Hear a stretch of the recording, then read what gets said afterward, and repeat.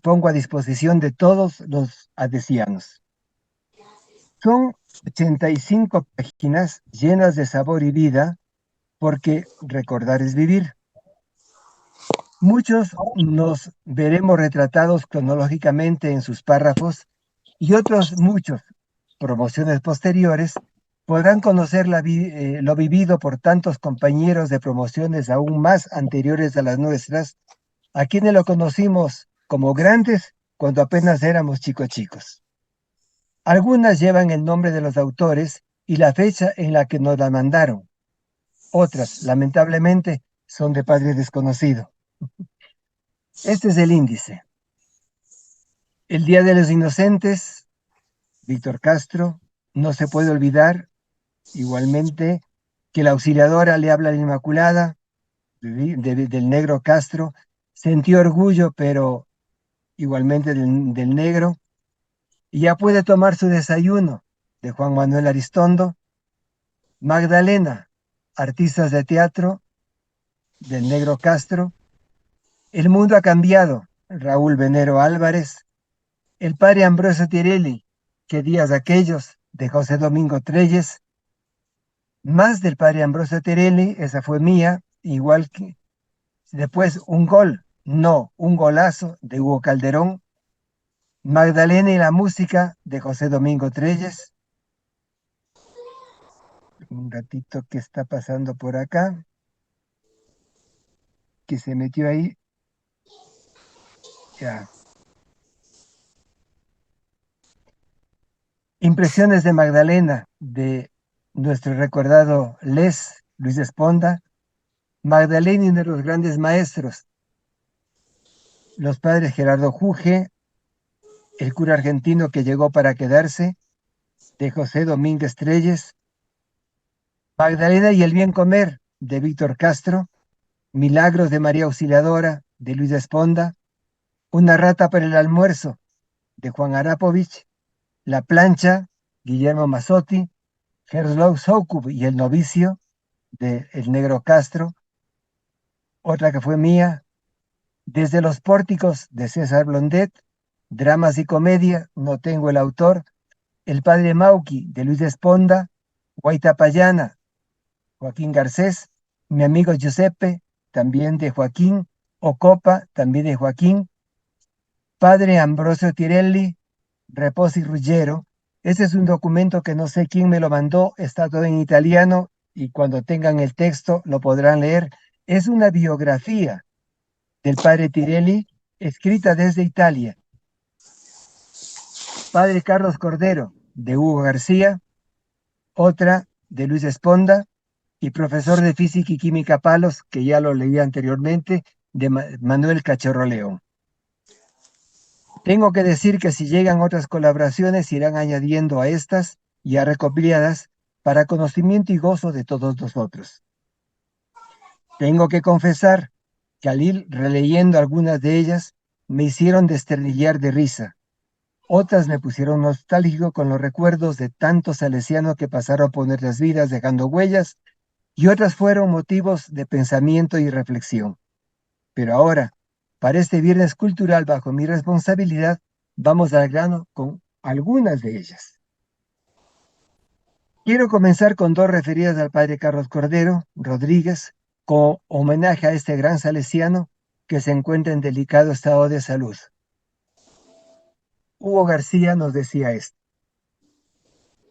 quiero aprovechar el cumpleaños de nuestro queridísimo padre Carlos Cordero, que por coincidencia es también el día que cumplía años mi padre, para hacer un recuento de lo que ha significado el padre Cordero en mi vida. Se trata, por ende, de un exclusivo testimonio personal. Como dato anecdótico, debo señalar que existe una fotografía, y el padre Cordero la posee, en la que su abuelita italiana, creo que de nombre Lucía, me tenía cargado cuando yo tenía solo meses de nacido, y al lado estaba sentado un gringuito de cerca de 3 años que parece un muñeco, mi hermano Lucho, quien murió trágicamente en 1957. El padre Luis Cordero, hermano de Carlos, me ha señalado que se trata de una de las últimas fotografías de su abuela. Lo conocí al padre Cordero cuando retornó de Italia, recién ordenado sacerdote, y nos celebró una misa en Magdalena. Estábamos en el año 1955 y yo cursaba el quinto de primaria. El padre Cordero fue destinado a Piura, pero al año siguiente, cuando ya iniciaba la secundaria, fue nombrado consejero en Magdalena. Vino con un grupo de compañeros piuranos que se unieron a mi promoción que iniciaba el primer año de secundaria. Entre dichos compañeros estaban Carlos La Rosa y su primo, mi gran amigo, Gerardo Rosales. Pertenezco, por consiguiente, a la generación con la que el padre Cordero inició su ministerio. Cuando terminaba la secundaria en el año 1960, el padre Cordero fue nombrado director de Magdalena. Tuvo la gentileza de nombrarme secretario de la dirección. Luego, cuando fue inspector y yo era clérigo en Chosica, en las vacaciones me convocaba para que ordenase su oficina en la inspectoría.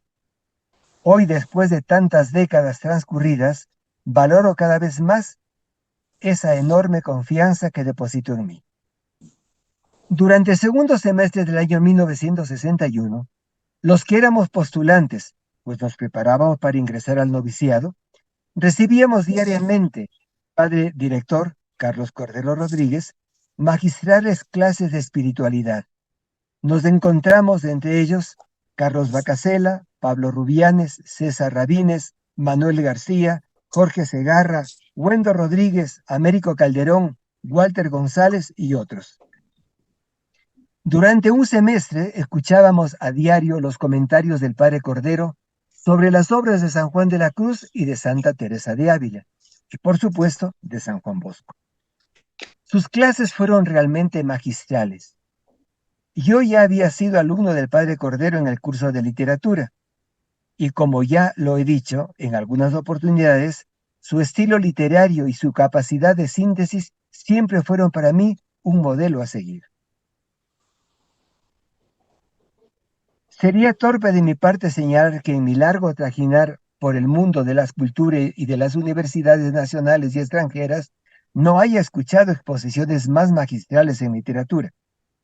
Pero jamás he escuchado disertaciones tan brillantes sobre la vida espiritual que las que le escuché al padre Cordero en el segundo semestre de 1961. Todo lo que todavía sé sobre esos temas proviene de ahí, y los apuntes que tomé me sirvieron mucho en mi vida posterior. Como dato anecdótico complementario, debo recordar que allí se inició mi biblioteca. Le pedí tanto a mi papá como a mi hermana mayor que me comprasen libros de Tissot, todas las obras de Rollo Marín, de San Juan de la Cruz y de Santa Teresa.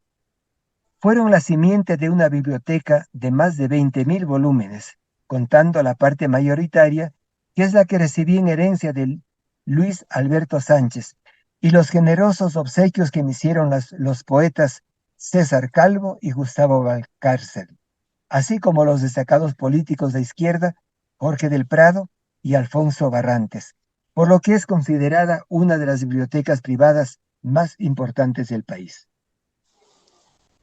Alguna vez dije que mi amistad con el padre Cordero había sido permanentemente rehecha, ya que muchas veces quedé plenamente deshecha. Realmente tuvimos grandes desencuentros. De hecho, me convertí en uno de sus contestatarios y críticos más acérrimos de mi generación.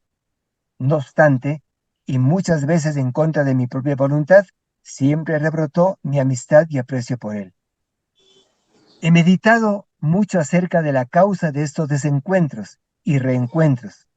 He llegado a una conclusión, pero que es solo testimonio de parte. Trataré de exponerlo. Después de escuchar, reitero, las magníficas lecciones de espiritualidad del padre Cordero, me dediqué, como nunca más lo volveré a hacer, a seguir su conducta y lo que decía a cada instante, a confrontar sus lecciones con su vida. Hoy día he llegado a la conclusión que, en ese entonces, nunca le perdoné al padre Cordero que no fuese santo, de acuerdo a lo que consideraba que era santidad. Cuando leí las magníficas reflexiones del Papa Benedicto XVI sobre lo que él llama las tres conversiones de San Agustín, se me aclaró definitivamente el panorama. La tercera conversión de San Agustín se tuvo cuando tomó conciencia que en esta vida siempre seremos pecadores, por lo que cada noche tenemos que pedir perdón a Dios de nuestros pecados. La santidad solo viene con la muerte. Jamás en esta vida podemos ser ni santos ni sabios, pero sí seguir los senderos de la santidad y de la sabiduría. En este contexto, como niño de ayer, que ya se encuentra en la tercera edad, creo representar a toda mi generación al postrarme a los pies del Padre Cordero y pedirle humildemente su bendición. A ver, ahora viene la segunda, también del Padre Cordero, pero escrito por Luis Esponda Samaniego. Padre Cordero, tengo todavía en mi retina la imagen de ese Padre Cordero que llegaba de Italia a Magdalena, que se haría cargo de la consejería de los aspirantes de Magdalena. Las imágenes de mis recuerdos me rememoran ese sacerdote jovencito, muy sonriente, que asumió la consejería de los aspirantes de Magdalena, ya que el padre Perucchi había sido elegido director en lugar del padre Juge. Me recuerdo mucho la gran simpatía que el padre Cordero despertó en todos los aspirantes, pero creo que los engreídos éramos los de mi promoción. Al menos así lo sentíamos nosotros. Yo me sentía acogido y considerado por usted. Jamás me gané un 10 con punto, y más bien ciertos halagos por mi desempeño como acerrinero, encargado de los equipos de limpieza. Después de reparar escobas y recogedores, pues para manualidades siempre fui muy bueno. Hasta ahora tengo el cuaderno de religión porque ese año que nos enseñó apologética dejó huella imperecedera en mi formación cristiana. Era otra manera de ver la iglesia preconciliar, encerrada en sí y muy a la defensiva. Pero para nuestra formación teológica doctrinal era una base sólida que hasta hoy me sirve, pues en ese curso construimos la fe sobre la roca de una apologética muy granítica. Hojeando ese cuaderno, veo, tengo un solo 19. El resto es puro 20, escritos y con su firma. Mis hijos, al ver ese cuaderno, creen que yo era muy estudioso en todo. Terminamos el aspirantado. Y la fama del padre Piovano como sacerdote, muy estricto, me ponía su kibalá. Sus conferencias en verano, a las 2:30 de la tarde, eran sencillamente una invitación a cerrar las persianas de los ojos y transportarse en los brazos de Morfeo. Por suerte, llegó la noticia. El padre Cordero sería nuestro maestro de novicios. ¡Qué notición! Nuestra alegría fue muy grande. Lo primero fue el cambio de horario de las conferencias a las 5 de la tarde, hora serena, hora en que los sentidos están listos para aprender todo lo que se les proponga. Pero escuchar la espiritualidad de Tissot, explicada con la experiencia religiosa vivida por el maestro de novicios, era miel para los sentidos, el alma, los sentidos del alma. Sí, si el curso de apologética había marcado un surco profundo en mi alma, esas conferencias vespertinas, donde el inoportuno sueño se alejaba, eran la semilla de una vida espiritual que hasta hoy da flores y frutos en mi alma. Esa búsqueda de Dios con el corazón abierto se saciaba con la espiritualidad de Tomás de Kempis y Tissot, pero no dejaba de tener un fuerte sabor a Don Bosco y a San Francisco de Sales. Me acuerdo, paseando por el corredor que daba a la puerta de calle, paseaba con el padre Durante. Me acuerdo que el padre, casi con actitud inquisidora, me preguntaba cómo era el padre maestro. Y ante mi respuesta, se quedó pensando y me dijo, claro, es un hombre de mucha oración. Cosa que a mí ya me constaba por experiencia propia. Qué año tan lleno de sorpresas espirituales y logros en mi formación espiritual. A pesar que el noviciado era una etapa de estricta formación para la vida salesiana, había un clima familiar de libertad, serenidad y cabida para las iniciativas. Me acuerdo haberme tomado la libertad de reparar los dedos índices rotos de una estatua del Sagrado Corazón de Jesús que campeaba en el patio del noviciado, de haber construido una ermita para cantarle a la auxiliatrice antes de ir a la conferencia. Pasamos a Chosica, el inspector, el padre Garnero, y estábamos caminando a la Salesiana, en la terraza del dormitorio. Y no sé si se le escapó o lo hizo a propósito, pero nos dijo que ya había previsto alguna obediencia, no sé para quién. Lo cierto que eso lo podía decir solo quien era inspector. Por supuesto que al instante captamos que nos estaba dando la primicia en la noticia de su nombramiento como inspector. Lo tomé como una muestra de confianza del padre que hablaba a sus hijos, esos secretos que en otras circunstancias usted se lo habría tenido guardado hasta el anuncio oficial.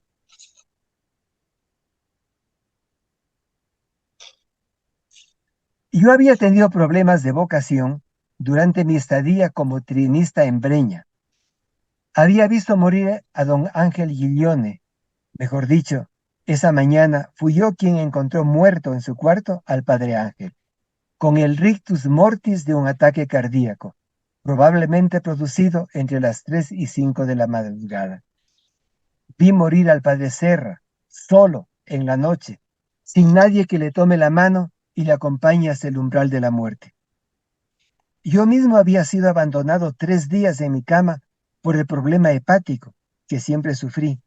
Nadie me vino a ver, nadie me trajo un vaso de agua, hasta que pasada la crisis me levanté y encontré mucha caridad en los cocineros que me atendieron muy bien con una pequeña dieta. El morir solo, el estar casi abandonado, sacudió mi vocación. Pero llegó el momento de hablar con el nuevo inspector, Carlos Cordero, quien me acogió como un padre.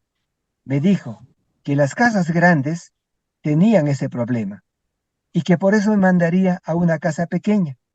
Además, porque necesitaba de mi servicio en esa casa y me dio la obediencia para Ayacucho. ¡Qué gran acierto!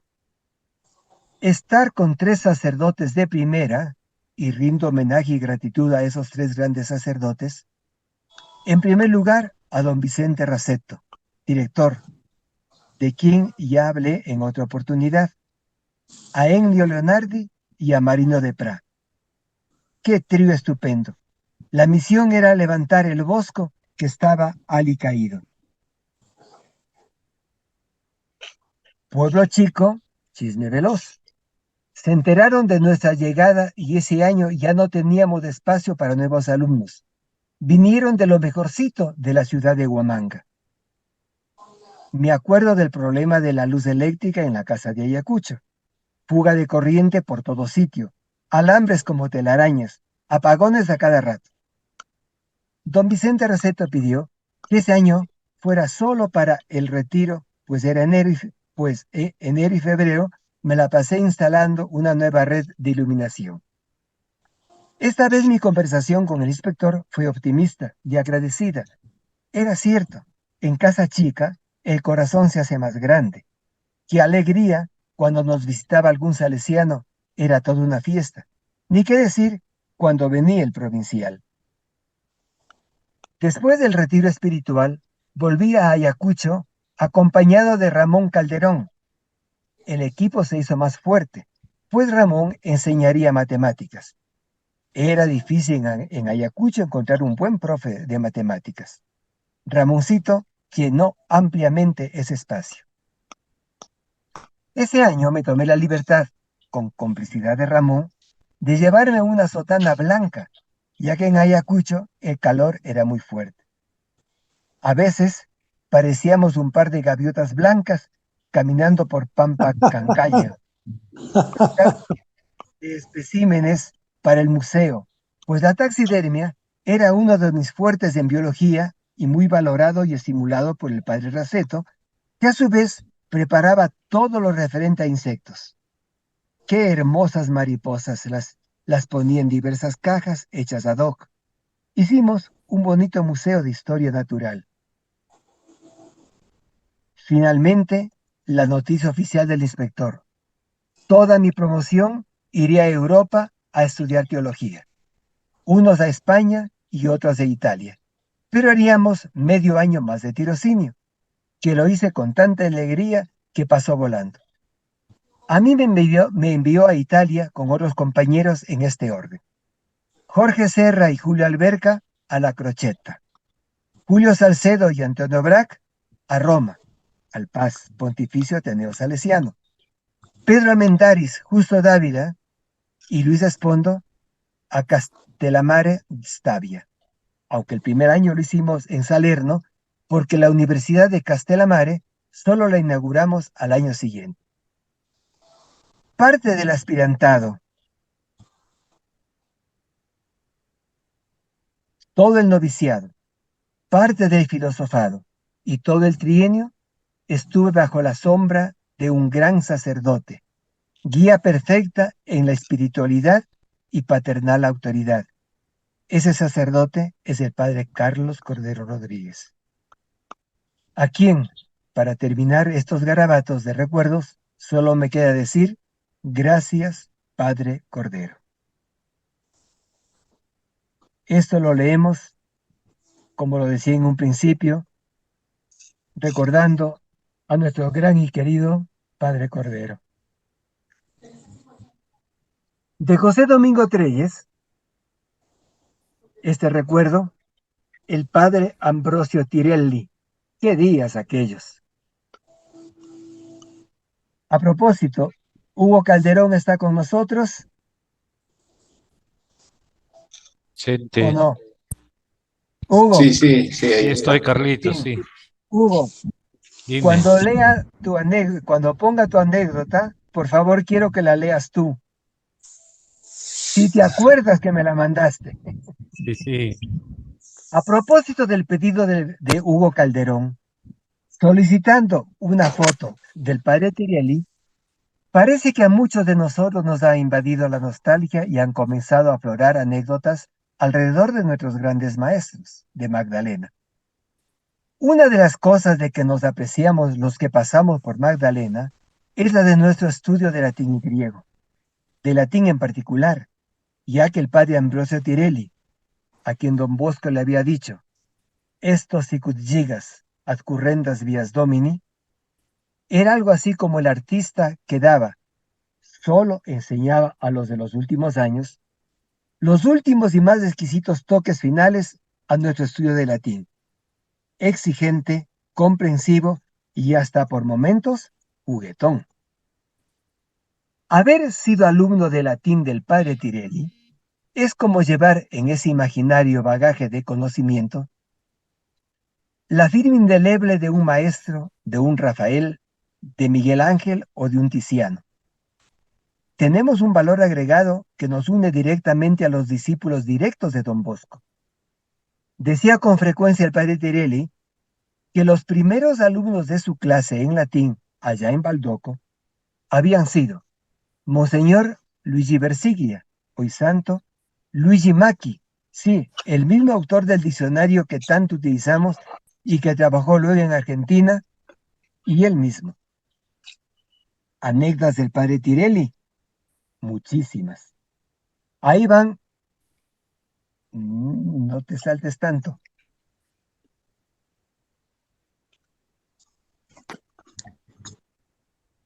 Ahí van tres como muestra de prueba, como decía antes. El padre Tirelli no era muy afecto a regalar notas. Recuerdo que una vez que nuestro querido compañero Rodolfo Segovia Pinedo le fue a reclamar por un 10 que le había puesto como calificativo, Segovia argumentó porque consideraba pobre la nota. El padre Tirelli lo escuchó muy atentamente y con mucha seriedad y al final sentenció: 10 abundante, pero no llega a 11.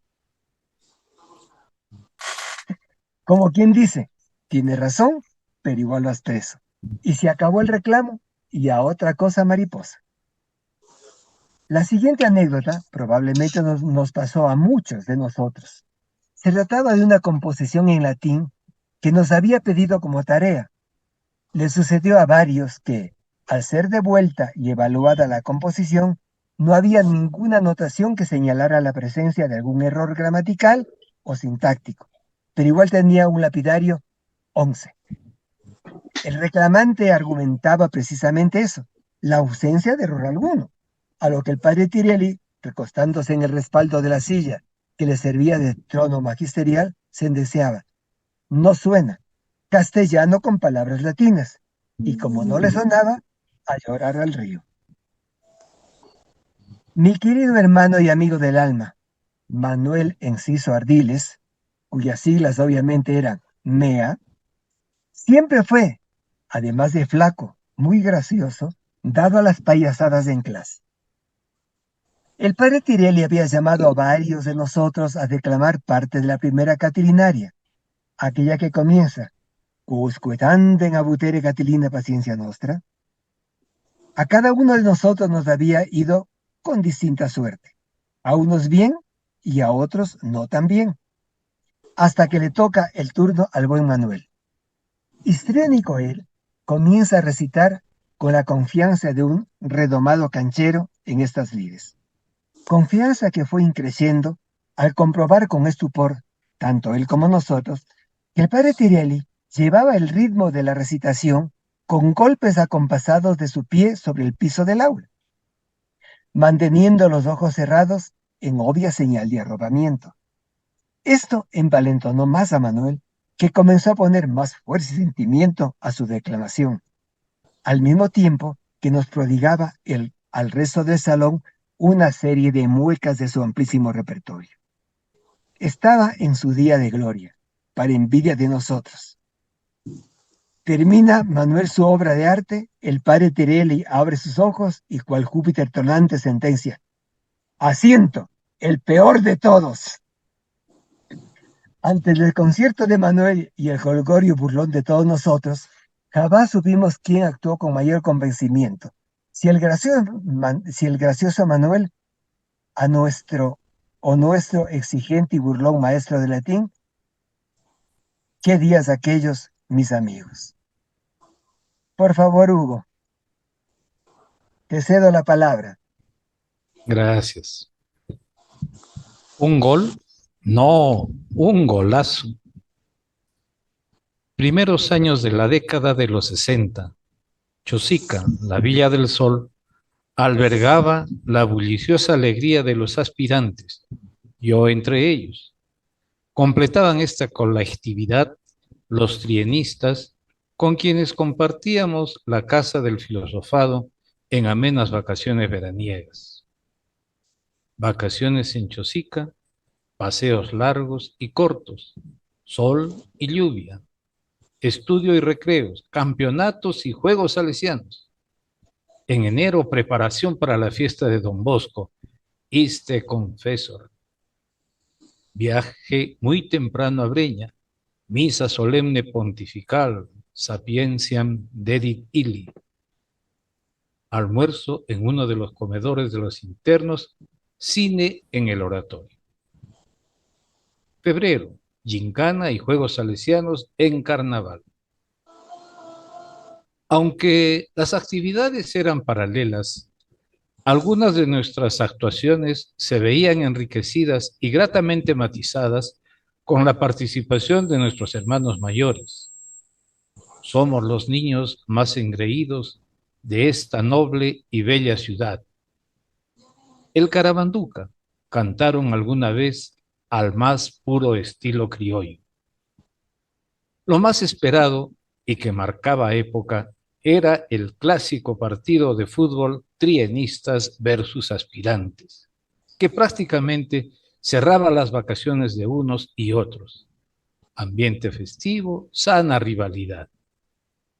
Saltaban al gramado, un decir, por los aspirantes, Minaya, los hermanos Calderón, Rabines, Puz, Argüelles, y por los trienistas, los señores Blondet, Castro, Valle, Corante, Luis, Arenas, Fernández Cornejo, Mayandía, Ferrando, Portugal, Padre Mosto, Padre Olivera, Olivares, Corrales, Pedro, Edwards y muchos más. Recuerdo como si hubiera sido esta tarde un pelotazo de atrás por la izquierda hacia adelante. Ojo en los parietales. Don Víctor Castro la recibe sin voltear con el pecho y se la lleva. Gana en velocidad a su marcador, corre hacia la esquina del córner y en diagonal deja caer el esférico antes de que toque el gras, empalma un potente derechazo al centro. No recuerdo de quién fue el gol, si fue de cabeza o cómo, pero la jugada, una pincelada de arte. ¿Cuánto nos ganaron? 2-1 o 3-1, no importa. Lo grato era la fraternidad salesiana, el sentirnos hermanos de tan singulares y excelentes personajes. Recuerdo además que al salir al recreo de las 5, encontramos los escolares alusivos al partido con un derroche de color y gracia, versos inspirados de la pluma de don Luis Corante y nuestro Aldo Feval, dibujos y letras de las témperas de don Fernández Cornejo y algunas caricaturas. Una sana y limpia cachita que no ofendía. Ayer, lecciones de música, de fútbol, de arte gráfico, de prosa y versos cargadas de humor y salesianidad. Hoy, lecciones de fraternidad, cariño, atención al hermano que necesita y al hermano que está próximo a retornar al Padre. Gracias, señores trienistas de los 60. Gracias por ser siempre maestros.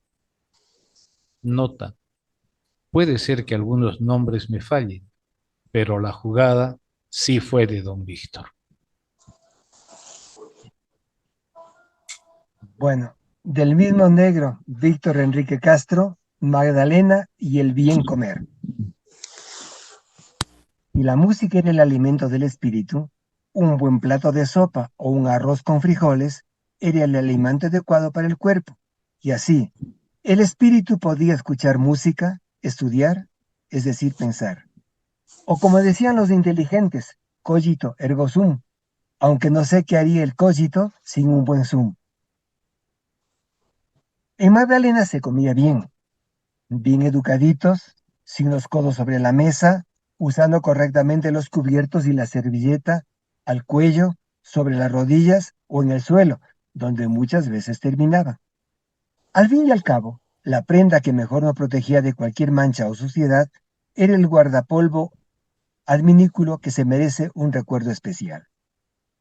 En el comedor se observaba estrictamente las reglas de urbanidad. Carreño era la voz. Y se nos exigía saber de memoria las normas e indicaciones de dicho manual. Pobre del que hablara con la boca llena o gesticulara las manos blandiendo cuchara, cuchillo o tenedor. Inconcebible que alguien hiciera ruidos indebidos cuando tomaba la sopa. Anatema. Para los que se agachaban sobre la mesa, el padre Colombito, indicaba con su acostumbrada parsimonia: es la cuchara que va a la boca, no la boca a la cuchara. Pero fuera de bromas, comíamos bien. 4 veces al día visitábamos el comedor: desayuno, almuerzo, merienda y cena. Bueno, 5 veces lo que debían hacer el aseo en las mañanas, o los que debían preparar la mesa para la siguiente comida, o los que debían lavar los platos. Tarea impostergable e intransferible que todos debíamos realizar. Además, el servicio no era mucho.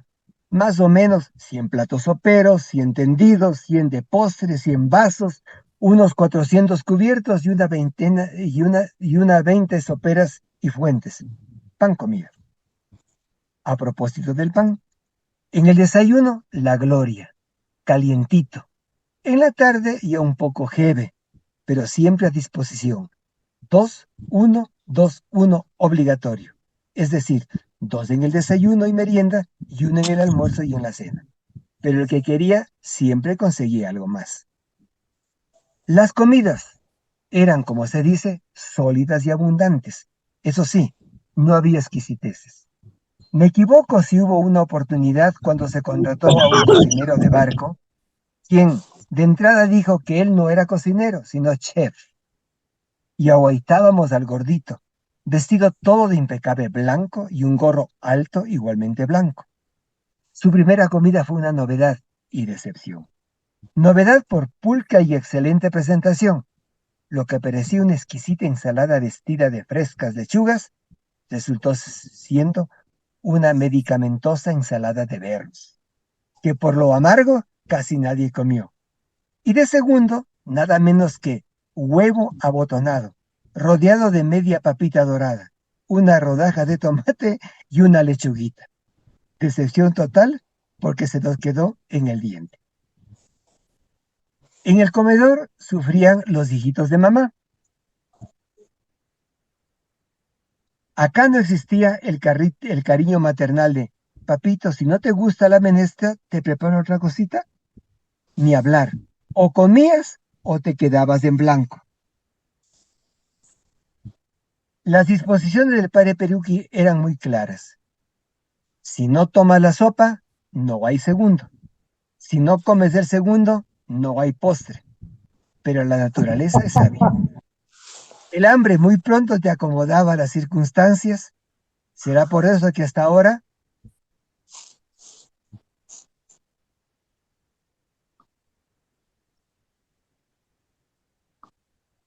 ¿Será por eso que hasta ahora tomamos nuestra sopita y bien calientita? Nuestras estadías en el comedor eran todo un rito. Recuerdo. Entrada en estricto orden de grupos. Chicos, medianos, grandes. Debió ser a la inversa. Los grandes eran más comelones. Colocarse de pie, cada uno en su respectivo sitio, detrás de la silla. Una vez todos ingresados y en su sitio, el asistente dirigía la oración. Bendice, Señor, los alimentos que vamos a tomar. A una señal, todos a sentarse. Nueva señal y empezaba el ajetreo. Los encargados del reparto lo iniciaban colocando las soperas en los extremos de la mesa y a servirse. Los chicos y los flacos rezaban para que no se cometiera la injusticia propia de todo reparto. Recuerdo que nosotros decíamos, bienaventurados los últimos si los primeros son discretos. Pero la justicia divina, invocada al principio, cumplía su cometido. Muy pocos alegatos. Además, no se permitía hablar, así que hasta los reclamos eran en silencio. Mientras tanto, de pie sobre una tarima, alguien debía sacrificarse y leía generalmente una novela interesante. Creo que Julio Verne, Mark Twain y otros las escribieron especialmente para nosotros. Sería interesante recordar las varias anécdotas que se dieron con este motivo. A una indicación del asistente, se suspendía la lectura y con voz sonora se decía, tu autem domine, Deo gracias, y una catarata de sonoras voces y risas irrumpía torrentosa en el recinto. Todos estábamos contentos con el estómago lleno. Gracias a los esfuerzos del padre director y del padre ecónomo, nunca nos faltó qué comer. Y más aún, los días de fiesta también se reflejaban en el comedor. Algún plato post especial, una botellita de gaseosa, era para nosotros algo muy especial. Así, junto con la austeridad y frugalidad en el comer, aprendimos corrección y los buenos modales que debe observarse en la mesa. Ah, me olvidaba, y Pepe me lo hace recordar, el plato de separación. Una estupenda, sencilla y práctica costumbre para cumplir una orden muy severa. La comida no se desperdicia. Aquel que no deseara comer parte de algún alimento antes de iniciar a servirse, colocaba dicha porción en el plato de separación. así quedaba a disposición de quien deseaba servirse. Hay que preguntar a Pepe, Pastor, o a Julio Picasso, de la bondad de dicha norma, cómo le sacaron provecho. Y aún en circunstancias especiales, sobraba el humor y la ocurrencia chispeante, como cuando a veces entre los frijoles asomaban bocaditos no deseados. Allí, con soltura y gracia, Alfredo Val le decía: a mangiare, que hasta los gorgojitos están crocantitos, y avanti Bersaglieri. Gracias a Dios, nunca me ha faltado la comida, y cuando algunas veces ha sido escasa, no muy exquisita, o no del todo a mi gusto, no ha habido problema. Tenía muchos años de entrenamiento, así que pan comido. De nuestro inolvidable Loquito Arapovich. Una rata para el almuerzo. Además de las incrustaciones gorgojescas que comíamos en Magdalena, también disfrutábamos del delicioso y abundante plato de polenta, con pintoresco anillo gorgogiano, que es así como terminaba el plato una vez consumida la polenta. A propósito de gorgojos, estos dichosos animalitos me han traído a la memoria un hecho sucedido allá por el año 1961, si no me equivoco, siendo asistente Ubaldo Chueca. Habíamos entrado al comedor, creo a un almuerzo, siguiendo los ritos que menciona Enrique Castro en sus recuerdos de Magdalena y el bien comer. 1. Entrada en estricto orden de grupo, chicos, medianos, grandes. 2. Colocarse de pie cada uno en su respectivo sitio, detrás de la silla. ¿No eran bancas las que habían? 3. Una vez todos ingresados y en su sitio, Ubaldo Chueca, parado en la usual tarima, dirigió la oración: bendice, Señor, los alimentos que vamos a tomar. 4. A una señal, todos a sentarse, y empezó el ajetreo de servirse la sopa. ¿Recuerdan que había 3 largas filas de mesas? En el extremo de la puerta de entrada estaba el asistente, en este caso Chueca, y en el otro extremo había un reloj grande de pedestal. Bueno, pues a mí me había tocado esta vez sentarme al final cerca del reloj aquel. Resulta que cuando llego a mi sitio, punto 1 del ritual, y mientras estábamos en el punto 2, me percato que, junto al reloj, un poco escondida, como empujada por una patadita apuradita y culpable, estaba tirada en el piso una rata muerta. Mientras estábamos en el punto 3 pidiendo a Dios que bendiga los alimentos que íbamos a tomar, yo iba pensando que era importante limpiar el lugar y sacar ese animalito de allí, que no era precisamente un alimento que Dios bendecía en esos momentos para nosotros. De modo que, llegados al punto 4, en vez de sentarme como hicieron todos, cogí a la rata por la colita, con mi mano derecha, como todo buen serrano y sobre todo huancaíno sabía hacer, me levanté un poco y le hice señas a Chueca, señalándole con mi mano izquierda la rata para que me diera permiso para salir por la puerta posterior, esa que estaba junto al reloj, y poder tirar a la basura a la rata que se bamboleaba en mi mano. Chueca no entendía nada de lo que trataba de decirle y con sus 2 manos y cara me gesticulaba. ¿Qué pasa? ¿Qué quieres? Yo seguía allá en el fondo, gesticulando con la rata, y él nada de nada. No entendía mi lenguaje gestual, y evidentemente no veía la rata. Así que estuvimos un buen rato hasta que decidí caminar hacia el fondo del comedor, hacia donde estaba Chueca, con mi mano derecha levantada, y en ella colgando y balanzándose la rata. Ya se imaginan la colorida variedad de gestos y expresiones de los aspirantes mientras iba pasando junto a ellos, rata en mano. Al llegar donde Chueca, le dije que lo que quería era que me diera permiso para salir del comedor y botar la rata al basurero.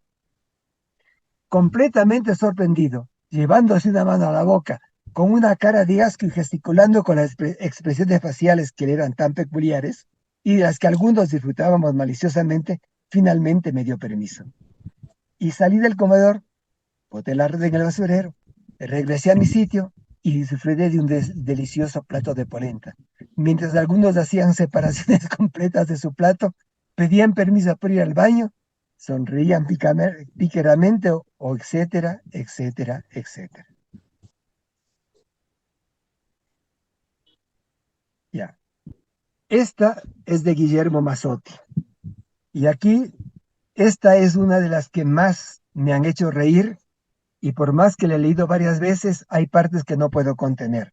Así que ya le pedí a Salvador que si suelto la carcajada, sea él el que siga leyendo.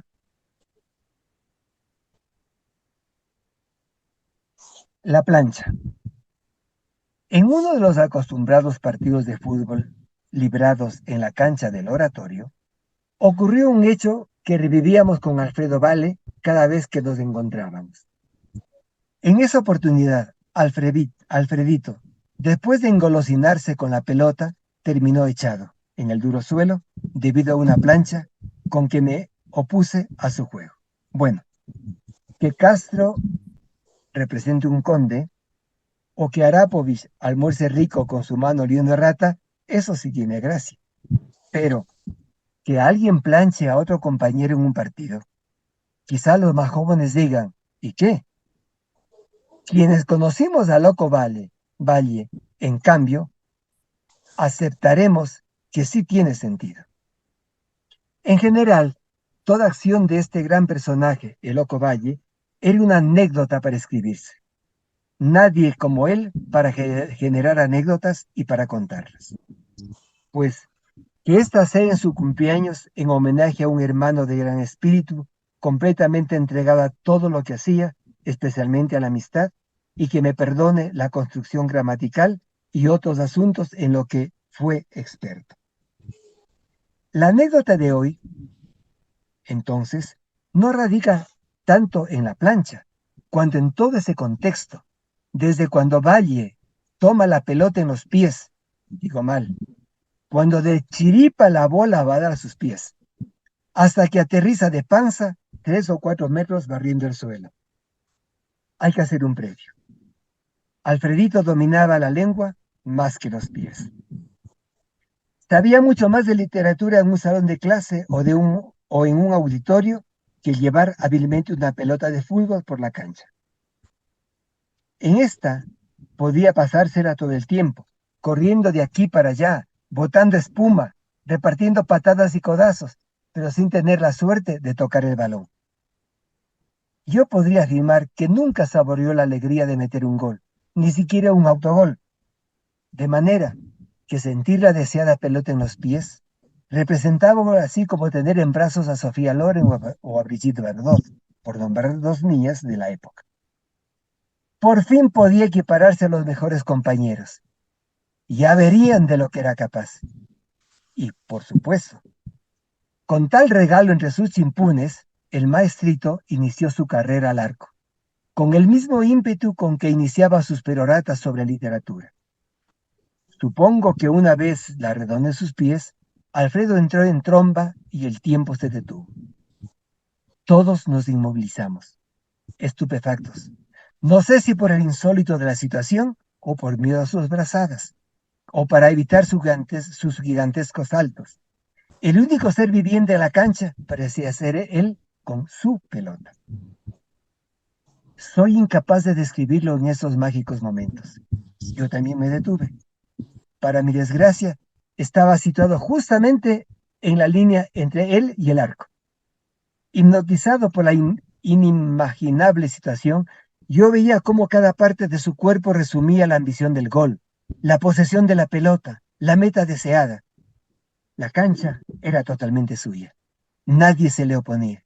Y esto, a la par que le aumentaba la confianza, hacía crecer su necesidad de culminar con el preciado gol, y ganar el comentario eterno de sus compañeros.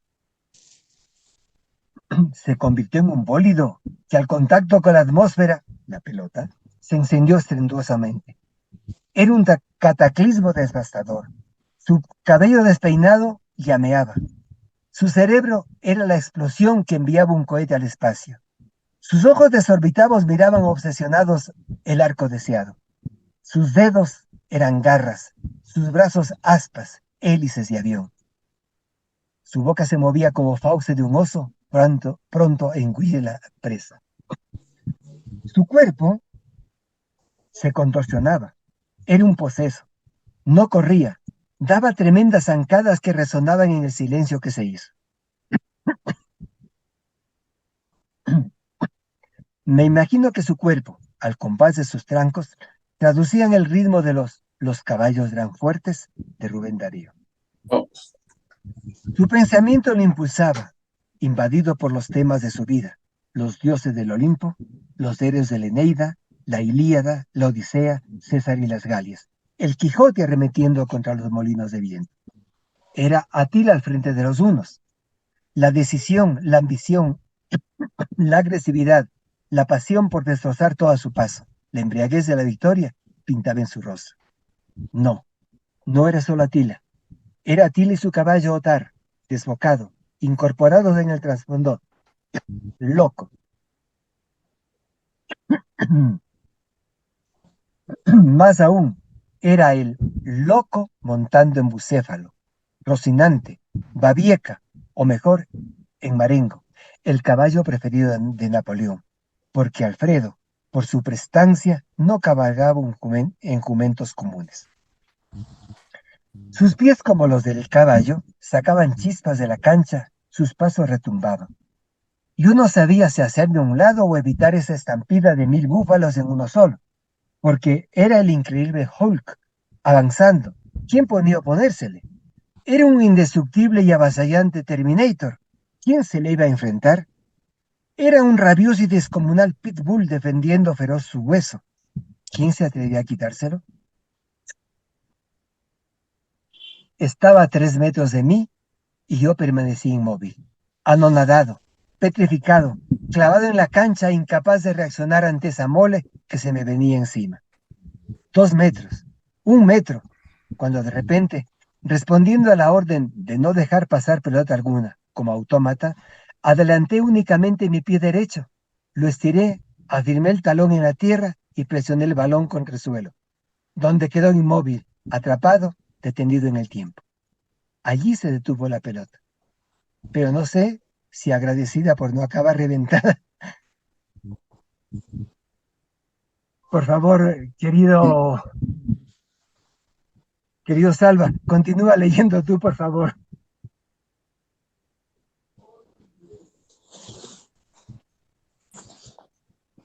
Allí se detuvo la pelota, no sé si agradecida por no acabar reventada por el furioso patadón de Alfredo, calculaba dar, pero Alfredito no se detuvo, nunca hubiera podido detenerse.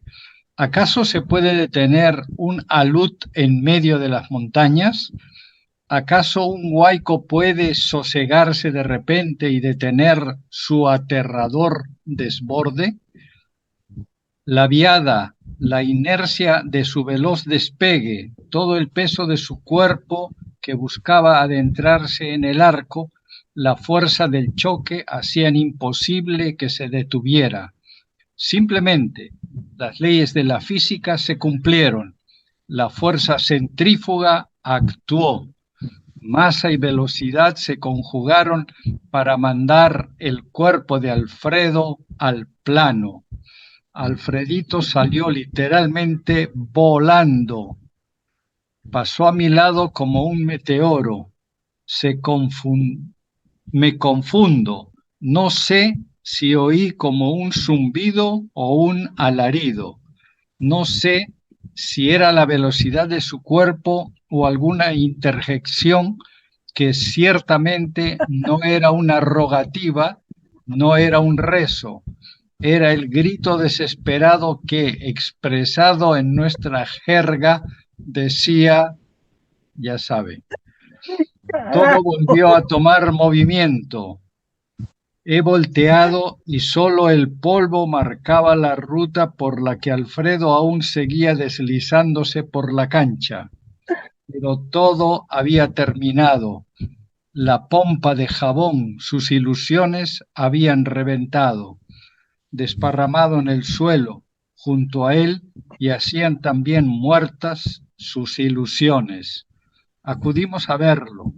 Se levantó renqueando, salió de la cancha y a su solicitud directo a la enfermería. En la tarde, a la hora de la comida, para cerciorarme de su estado, miré hacia su asiento, pero estaba vacío. Me preocupé. ¿Qué podía haber pasado? La relampagueante mirada del superior me puso en sobresalto, mientras casi me escupía a la cara como un preludio de condenación. Vale, está con fiebre. ¿Qué? Me dije interiormente. Entonces me arrepentí de haber interrumpido el gozo de Alfredito, pero no había sido yo, fue la memoria muscular de mi pierna. ¿Qué más daba ahora que hubiera metido un gol? Claro, quizá le ahorré vergüenza y rechiflas. También a 1 metro del arco, Arízaga había despachado el balón por encima de los palos hasta la calle. Todo pudo ocurrir. Al día siguiente, en el estudio, un susurro en mi oído que pretendía ser suave y sosegado alertó todo mi cuerpo y fluyó la adrenalina. Te llaman. Después de una gran filípica ante mi conciencia limpia y desconcertada, derecho canónigo en mano, me dictaron sentencia.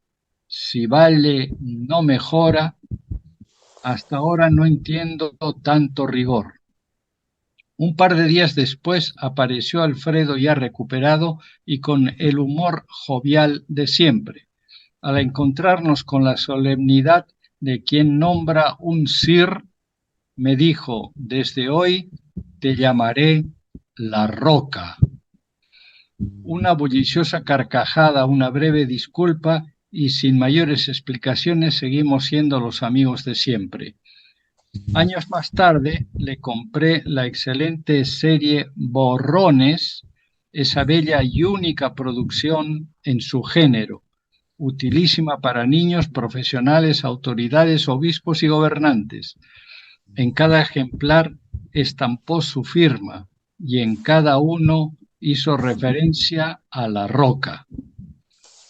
Ya entre grandes risotadas y parodiando el dichoso encuentro, cada vez que nos reuníamos felices de la vida, me daba esos formidables abrazos que estrujaban mis huesos. Purito corazón.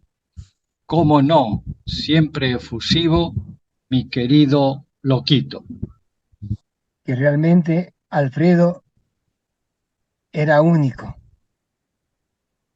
Esta es la última, de Enrique Castro. Soukup y el novicio. Un recatado novicio salió de su covacha, pues su residencia era el más viejo, antiguo, pero a la vez pintoresco rincón del conglomerado de edificios que conformaban la casa de formación. Se le había encomendado conseguir PH para su pequeña comunidad, compuesta más o menos por unas 16 personas. Debía buscar primero al padre Soukup, que desempeñaba el cargo de prefecto, algo así como el ministro de Economía de este pequeño país de las maravillas, y obtener de él la autorización para la atención de su pedido en la despensa, el almacén. Atravesando un estrecho pasadizo, desembocó al pórtico de los filósofos, llamado así porque a su ver estaba el salón de los estudiantes de filosofía. Con andar pausado, sin resonar los tacos de los zapatos, la cabeza piadosamente un poco caída sobre el pecho, sus ojos se posaron sobre unas bellísimas baldosas sevillanas que en caprichoso desorden de formas y colores conformaban el piso de este y el otro pórtico llamado de la dirección, dibujando dos lados perpendiculares de una cuadra, en cuyo interior se encontraba el único jardín de todo el extenso local. Jardín que, como verdadero oasis, refrescaba la imponente sequedad de las moles de cemento que lo rodeaban. Rosas, margaritas y gladiolos, rodeaban una erguida palmera que servía de natural soporte a una rústica y tal vez por eso hermosa glorieta llamada de la Virgen, por la estatua de la Virgen de María Inmaculada que albergaba.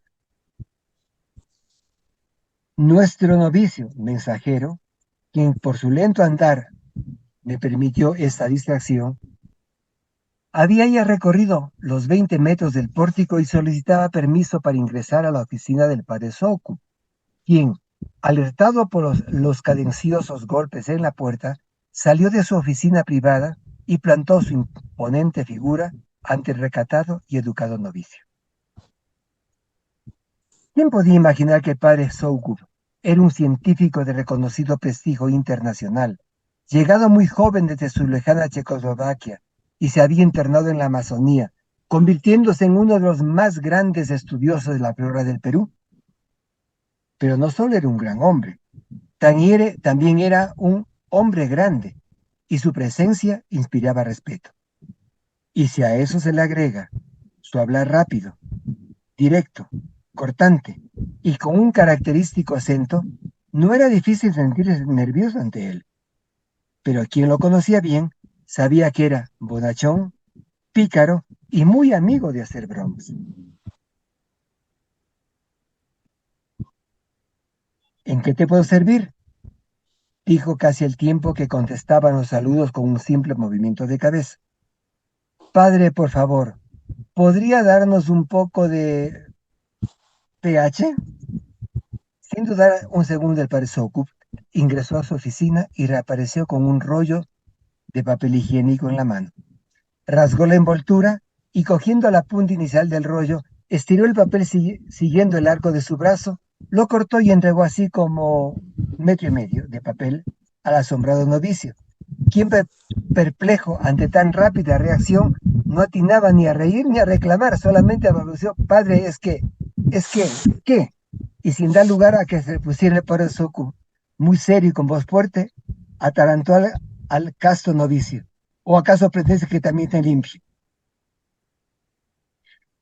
Nota, no tengo autorización del personaje para revelar su identidad, pero toda su promoción y algunos más conocen el hecho y saben que tiene la suficiente correa y es un excelente amigo. Muy bien, muy bien. Y por ahora, gracias. Hasta una próxima oportunidad. Gracias a ti, Carlos. Muchas gracias. Te tomamos la palabra para que exista esa nueva oportunidad. Felicitaciones, felicitaciones. Qué excelentes recuerdos, qué maravilla de anécdotas, ¿no? Así es. Hola. Comentarios. Anímense a seguir escribiendo sus recuerdos. Bueno, ¿de dónde se dirigen? Directamente a mi persona. El correo carlos24vacacela@gmail.com carlos24vacacela@gmail.com. Correcto. Tomaremos nota.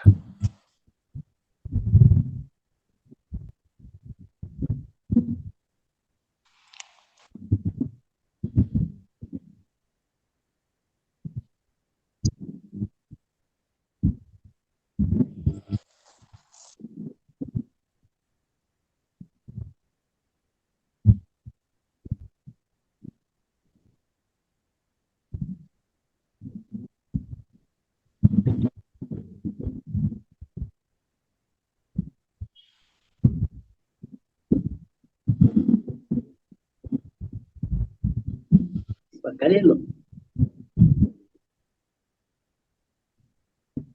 Sí, sí. Mm.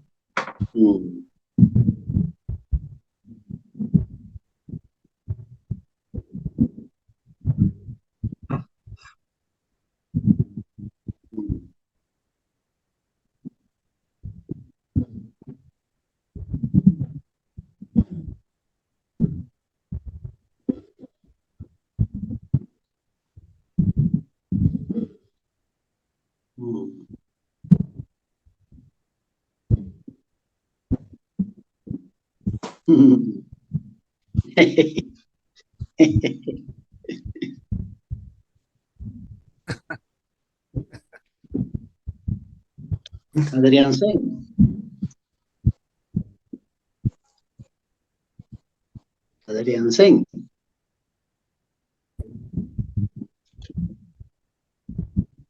Supongo.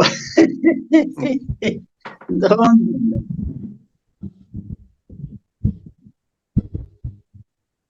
¿Quién habrá sido? Tantos que han sido. Adrián Sen, Mamani. Tantos que han ido. Sí.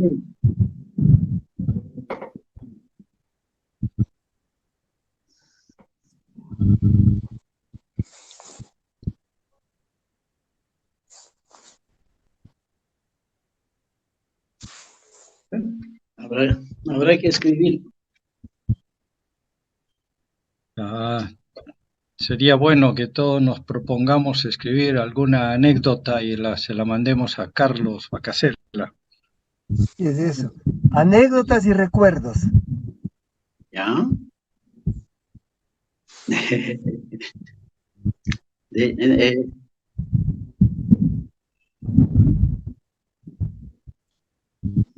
Ah.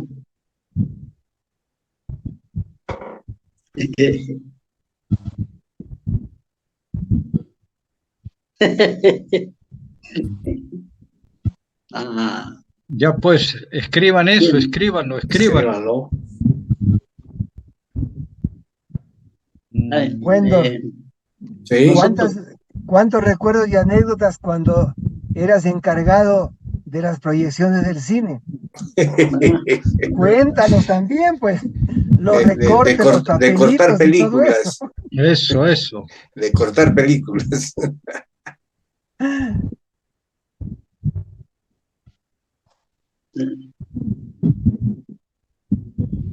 Los cojos. La censura.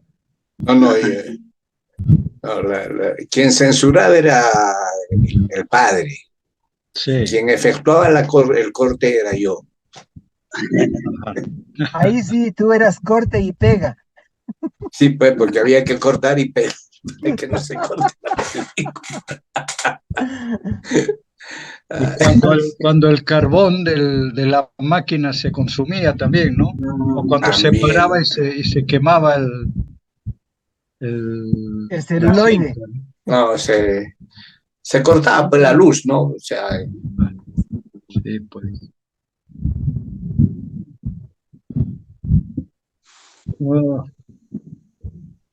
Ajá. No, eso ya no me pasó a mí, ¿ah? No. Carlos, Wendor pegaba bien la censura. En ese tiempo se pegaba con acetona. Se cortaba, se raspaba y se echaba la acetona y ¡pah! Sí. Se raspaba un poquito y se juntaba y se pegaba con acetona. Sí.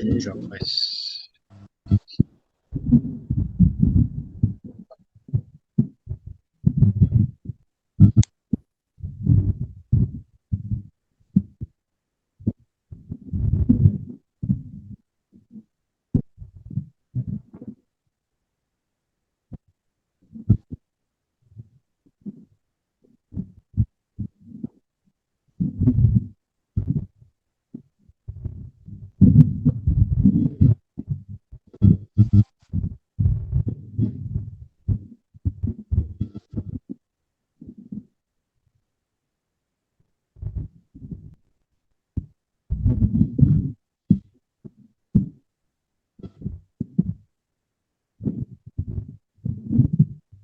Con razón. Ahí está. Ahí están las consecuencias. Pues.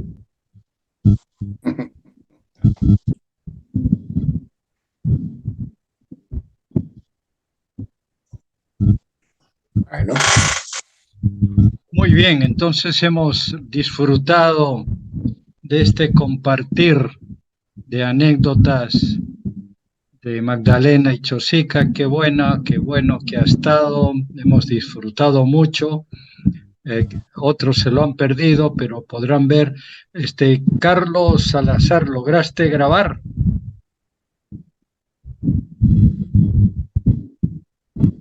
Qué bueno, excelente. Además, Carlos Bacasela nos va a mandar los textos escritos a nuestros correos, ¿cierto? Al correo de Hades. Al correo de Hades, muy bien. Excelente. La próxima semana tendríamos nuestro último viernes cultural de este trimestre. Sería la segunda exposición de Hugo García Salvatecchi, que nos va a hablar de su libro sobre González Prada. No se lo pierdan. Ok. El mismo día, por el mismo canal. Buenas noches con todos, que tengan un bonito fin de semana. Buenas noches, adiós. Gracias, Carlos. Víctor Chang se comunicó conmigo para pedirme que les dijera que está muy agradecido por su acompañamiento y sus oraciones. Él me hizo anfitrión y se fue a dormir porque llevaba 3 días prácticamente sin poder dormir. Pero me dijo que les manifestara su agradecimiento tanto por el acompañamiento como por las oraciones que hemos tenido por el fallecimiento de su suegra. Muy bien. Sí.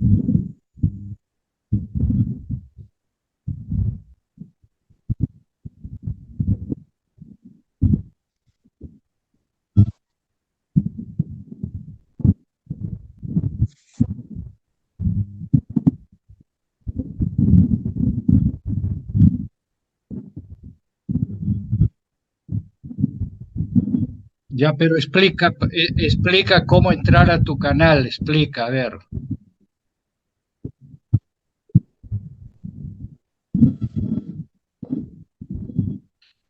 Ya.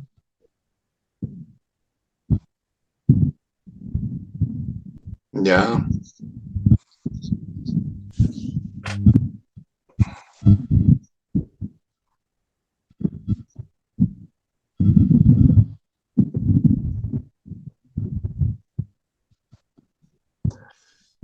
Ok.